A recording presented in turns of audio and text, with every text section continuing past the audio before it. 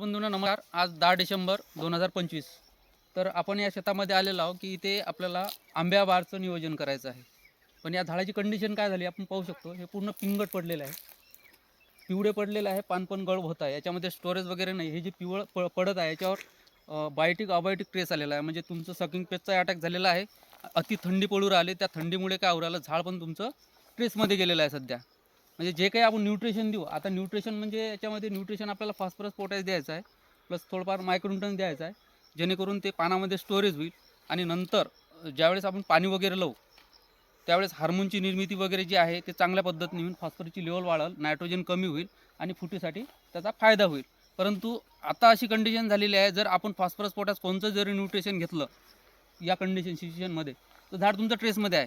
ट्रेसमध्ये असताना पान तुमचं जे न्यूट्रिशन आपण देऊ राहिलो स्टोरेजसाठी ते ऑब्झर्व करणार नाही, कारण की ट्रेसमध्ये आहे. तर अशा अवस्थेमध्ये काय करायला पाहिजे आपण, अशा अवस्थेमध्ये याचा ट्रेस काढावा लागेल, पानाचा ट्रेस काढावा लागेल. त्या पानाचा ट्रेस काढासाठी Nexa speciality fertiliser LLP Nashik या कंपनीचे किटकॅट प्रोडक्ट आहे. ते जर तुम्ही याच्यावर घेतलं तर याचा ट्रेस निघेल. ट्रेस निघाल्यानंतर म्हणजे किटकॅटसोबतच आपल्याला फॉस्फरस पोटॅश म्हणजे नेक्सा कंपनीचं 04847 किंवा 04247 हे टाकायचं आहे. 200 लिटरला 500 किटकॅट टाकायचं, 100 ml. प्लस त्याच्यासोबत एक नेक्स्टर म्हणून आहे, त्याच्यामध्ये हाय पोटॅश आहे. ते पोटॅश पण आपल्याला घ्यायचं 48 ग्राम.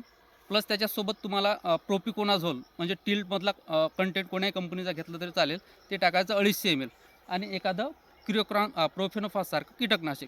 अशी जर आपण फवारणी केली तर जे काही आपण त्याच्यासोबत किटकॅटसोबत जे काही NPK वगैरे देऊ राहिलो, म्हणजे आपलं फॉस्फरस पोटॅश देऊ राहिलो, तर ते किटकॅट ट्रेस काढेल आणि जे न्यूट्रिशन देऊ राहिलं ते झाड ऑब्झर्व करेल आणि या पानामध्ये तुमचं स्टोरेज होऊन जाईल. स्टोरेज झाल्यानंतर 8 ते 10 दिवसापर्यंत स्टोरेज झाल्यानंतर त्याला ताण द्यायचा.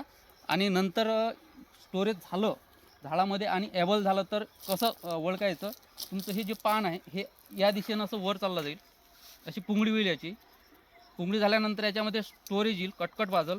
आणि हे जे पान तोडलं आपण, हे पान तोडल्यानंतर इकडे हे पान तोडल्यानंतर इथे जे हे पडलेले आहे करंगडी, ही दिसत आहे, तर ही इझिली अशी तुटली पाहिजे आणि देठ इथं राहिलं पाहिजे इझिली. आता हे तुटत नाही आहे, आता हे डायरेक्ट येत आहे.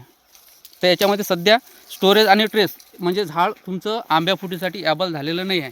त्याच्यासाठी आपल्याला किटकॅट 4247 किंवा 4847 नेक्स्टर आणि टिल्ट हे घेणं महत्त्वाचं आहे.